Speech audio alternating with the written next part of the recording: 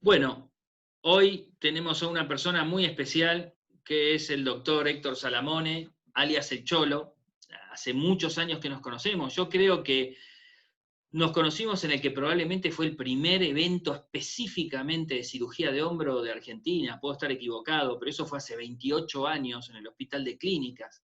Y se me acercó Héctor diciéndome, me interesa el hombro, soy del Hospital Francés, y a partir de ese momento hemos estado siempre en contacto. Así que en ese sentido puedo decir que hemos transitado juntos toda la actividad, tanto desde el punto de vista del desarrollo de la cirugía de hombro en nuestro país, como del desarrollo de la Asociación de Cirugía de Hombro y Codo desde sus orígenes. Héctor, bienvenido. Gracias, Dani, muy amable por tu presentación. Es un gusto enorme compartir con vos este rato. La idea de hablar de hombros siempre está presente desde hace tantos años y juntos. Y qué bueno que cada cirujano de hombro tenga un espacio para contar cosas y anécdotas. Está muy bueno porque relaja un poco de todo lo académico que a veces es pesado.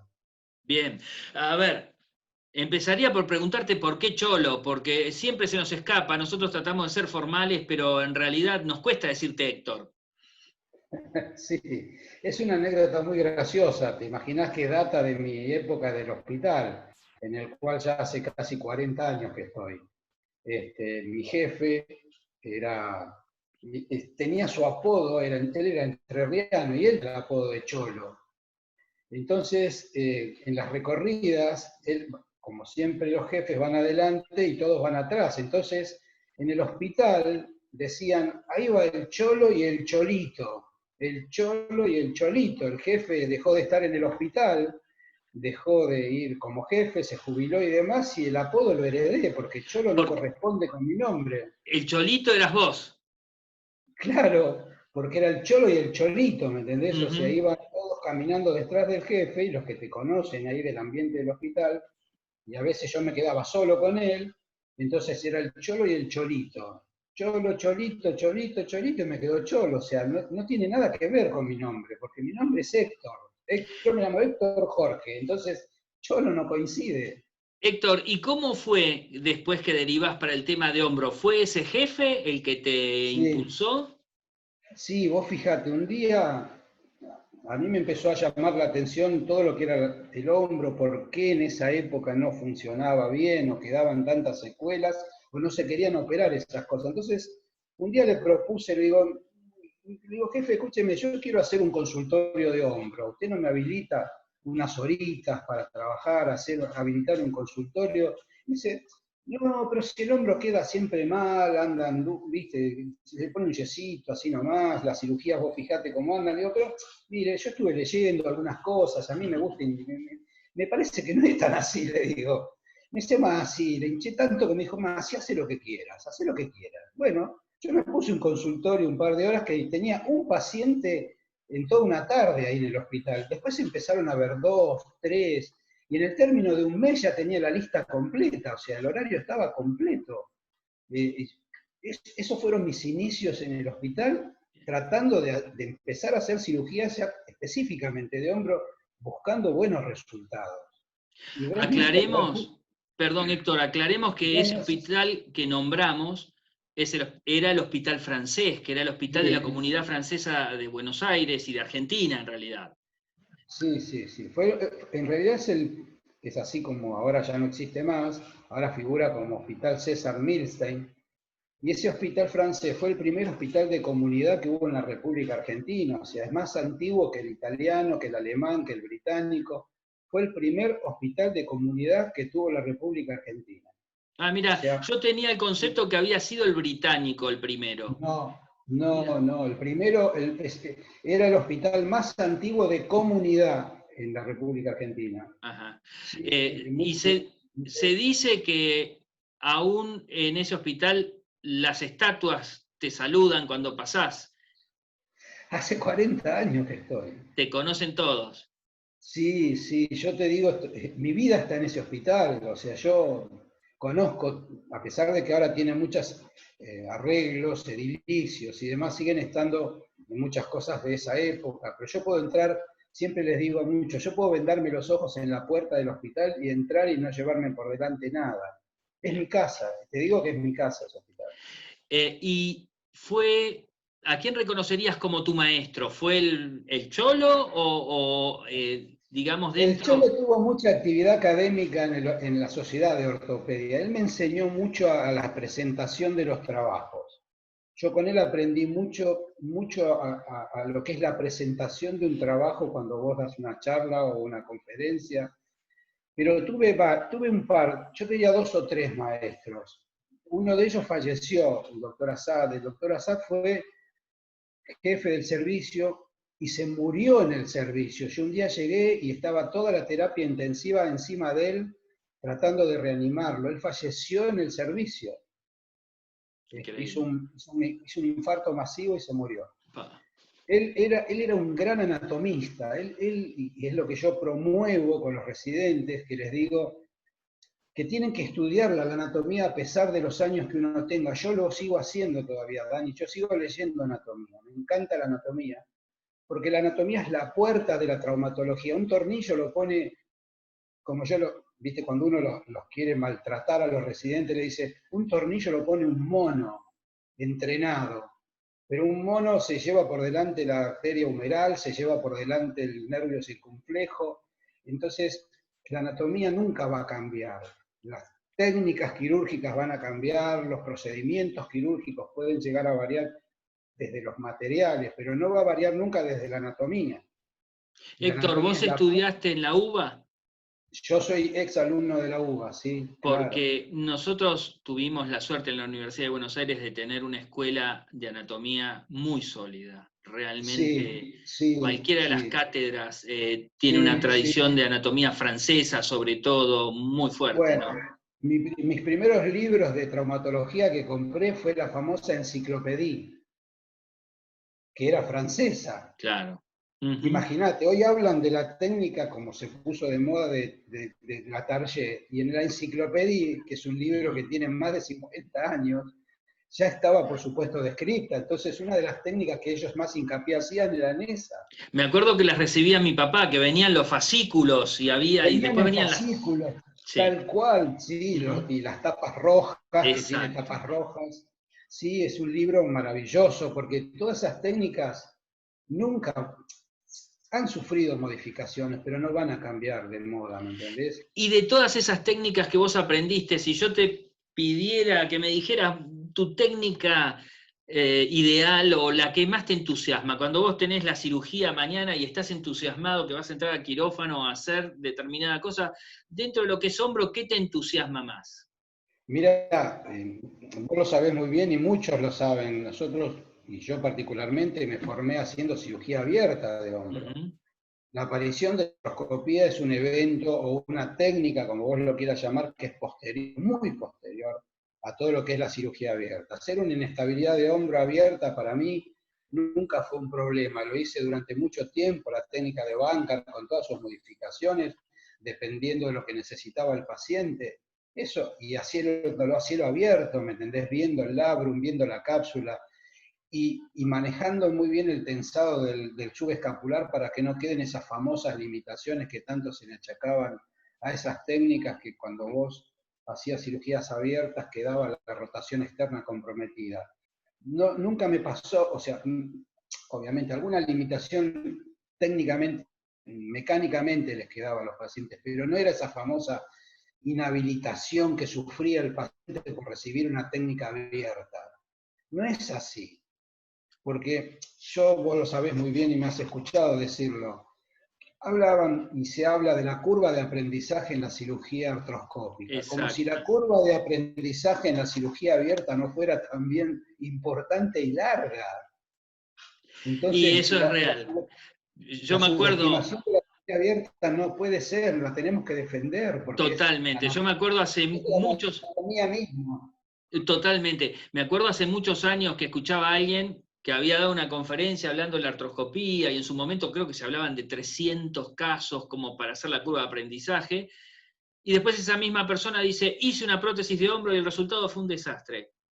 Y yo, en el momento en que estábamos empezando con eso, yo le decía, pero prótesis de hombro hiciste. Es decir, también tiene su curva de aprendizaje, no es que no tenga una curva de aprendizaje, ¿no? Y Sí, es realmente así. eso es así. Pero bueno, a veces se focaliza un tipo de interpretación en un tema y se cree que para el resto de los temas no aplica. No, mira, no me quiero olvidar tampoco de otros maestros que tuve, que tenían sus métodos. Uno de ellos, el doctor Rijabet, que ya está jubilado del hospital. Él era un maestro prusiano, donde el rigor, la rectitud y toda esa cosa reglada que había que hacer para todos los actos de la traumatología eran sumamente importantes, ¿me entendés? Era como que había que tener un montón de respetos y reglas dentro de lo que uno hacía, ¿me entendés? Entonces, yo trato de transmitírselo como lo aprendí a mis residentes, porque la residencia, quizá me extienda un poco en otros temas, Dani, pero la residencia no es solamente enseñarle a alguien a operar. La residencia es formativa de manera integral, ¿me entendés? Es integral como médico, como traumatólogo, como yo le digo a algunos. Yo no sé si te puedo enseñar a operar muy bien, porque muchas cosas dependen de vos. Yo te quiero tratar de enseñar a ser un buen traumatólogo, que no es Héctor, lo mismo. vos has formado mucha gente y sé que tenés una relación muy especial con Bolivia dentro de tus discípulos. Sí, Contanos es un verdad. poquito de eso, porque es algo interesante. Sí, porque terminan siendo amigos con el paso del tiempo cuando dejan de ser residentes y se van a su país, seguís teniendo vínculos. Yo en Bolivia actualmente hay 3 ex residentes míos que están trabajando muy bien y que han sido muy nobles en su trabajo y han sido bien entendidos de cuáles eran los conceptos estos que yo te estoy contando. Por suerte con ellos me mantengo en comunicación, que ahora la tecnología te permite de manera constante. Este, Sos hasta con ciudadano ilustre, ¿no? De Soy Sucre. ciudadano ilustre porque en uno de sus congresos me dieron en Oruro Ah, en Oruro, perdón. ese noble reconocimiento, pero bueno, Antonio Dorado, Marcos Bolaños y Jaime Espinosa son los 3 que están allí, que los recuerdo y que estamos siempre en contacto. Han sido muy, muy trabajadores, que entendieron cuál era el camino, ¿me entendés? Y lo están haciendo en Bolivia además muy bien porque entendí cómo es esta profesión, este oficio, como yo a veces le llamo. Héctor, Sí, es así, amigos muy quienes te, buenos. bien, quienes te conocemos sabemos que tenés millones de anécdotas, pero ¿alguna relacionada con la cirugía de hombro, con algún congreso que se pueda contar en este ambiente? No, de los congresos tengo muchas, inclusive muchas vos sabés que las hemos compartido Ujú. con vos, y una que es la más graciosa de un congreso en Chile que tuvimos vos, Osvaldo Oh, Patiño y Omar sí. Lencina, un día que fuimos y que vos compartías la habitación con Osvaldo y yo con Omar. Entonces, le hicimos una broma, yo hablando de manera, tratando de imitar a lo que pude de un chileno, diciéndole a Osvaldo que tenía que pagar un taxi que estaba, por supuesto, sin ningún cargo, y a las 3 de la mañana llamándote que el chofer estaba, En la y puerta exigiendo. molestándolo a Osvaldo y simulándose chofer. Y Osvaldo enojándose de manera extraordinaria a las 2 de la mañana, gritando como un loco. De Que acuerdo, él no perfecto. pagaba. Él no iba a pagar eso. Ese taxi era sin cargo. Y yo le decía que era el chofer y que de acá no me iba a mover hasta que él no pagara. Y bueno, todo un escándalo Sí, telefónico muy que es divertido. inolvidable. Y vos sabés que lo contamos que estábamos en reuniones porque fue una anécdota extraordinaria, sí, realmente. Y de tantos congresos a los que fuiste, ¿alguno que recuerdes especialmente por algo? Bueno, uno recuerda mucho los locales porque, viste, los que se han organizado acá son de mucha agitación, digamos, porque uno lo vive con mucha agitación y ves que eso genera mucho vértigo. Recuerdo muy bien, lo que pasa es que siempre cuando uno recuerda estas cosas te tengo que poner en el medio a vos porque siempre tenemos la constancia de ir, ¿me entendés? A Ujú. todos esos congresos. Sí. Recuerdo 2 que son muy importantes, anécdotas. Una es en Chile, cuando se hizo en Viña del Mar un congreso ya ni me acuerdo la fecha, pero fue un congreso organizado por Zamudio, el doctor Zamudio de Chile, donde tuve mi primer contacto con los banderos. Nos encontramos como en un transporte, no me acuerdo si era un colectivo que tenía el congreso, era un sudamericano. Y él me regala un libro que él había escrito en ese momento. Este fue mi primer contacto con él, eso lo recuerdo perfectamente, después veré qué año es, 90 y algo, pero no Creo que me fue en puedo el acordar. 96, me parece que fue en el 96.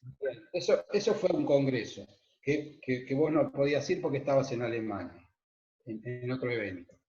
Y después recuerdo mucho el Congreso Mundial de Brasil, donde, bueno, la fiesta blanca esa, donde la vuelta fue terrible, fue de tantas caipiriñas que nos tomamos con vos, que fuiste de Milce, y bueno, yo estaba con mi ex esposa, en ese momento era mi esposa, volvimos muy mal, Sí, sí, no fue sé cómo llegamos al hotel, muy realmente, divertido, muy no sé cómo divertido. llegamos al hotel. Extraordinario.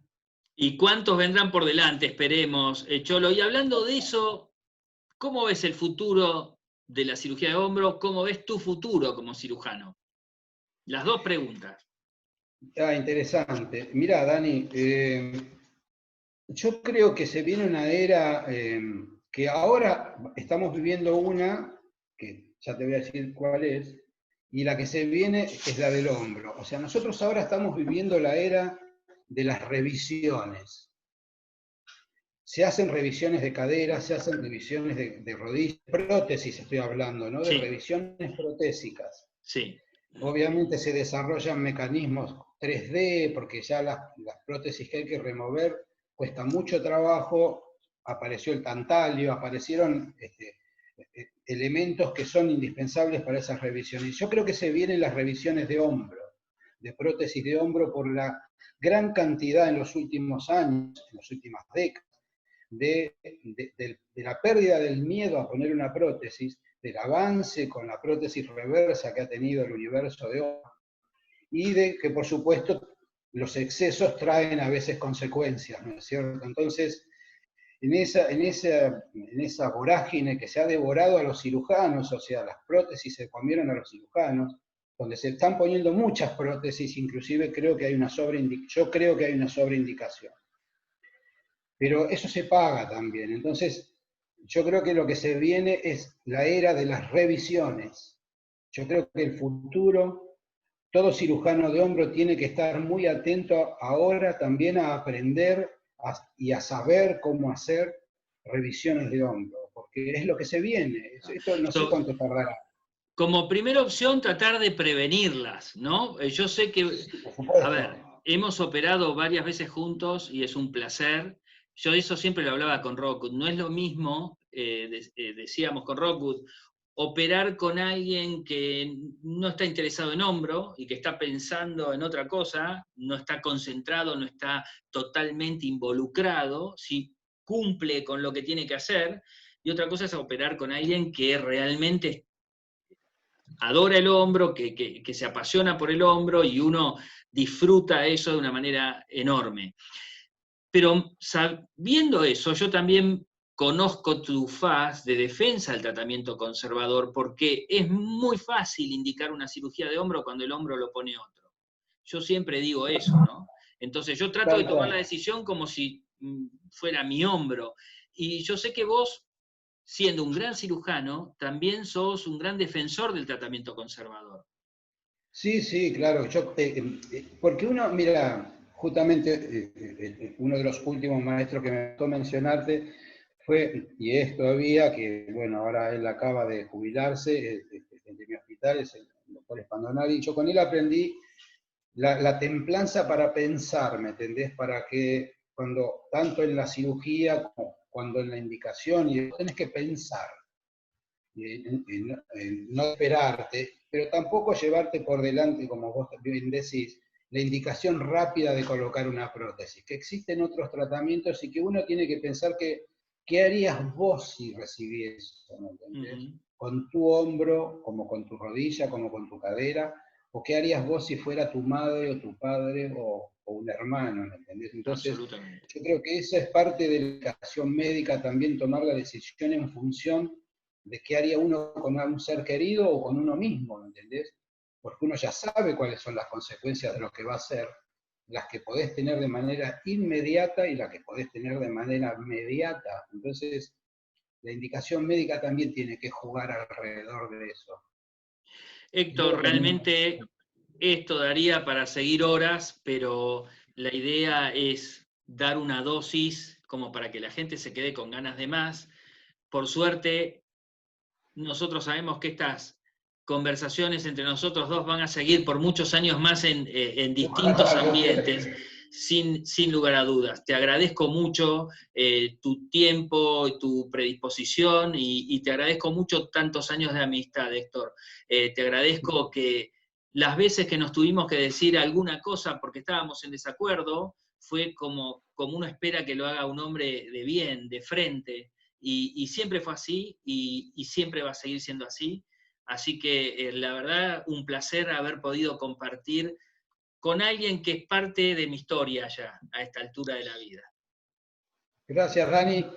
El agradecido soy yo, porque bueno, tener estas posibilidades o esta oportunidad que otros vean lo que nosotros hablamos en privado es muy gratificante, digamos. Y verdaderamente es cierto, a mí la profesión, uno en la profesión encuentra un montón de personas y se cruza con un montón de médicos, pero conseguir amigos no es fácil en este ambiente. El ambiente nuestro es un ambiente difícil. Y tener amigos, porque conocemos hace 70 años, Dani, no es poca cosa. Y justamente se ha mantenido en el tiempo esta amistad por la honestidad y la franqueza que tuvimos entre nosotros, como si fuéramos hermanos, de decirnos en la cara lo que nos tenemos que decir. Absolutamente. Y eso hace sostener en el tiempo el vínculo. Y yo te estoy muy agradecido realmente, porque bueno, es mi obligación moral decirlo en público.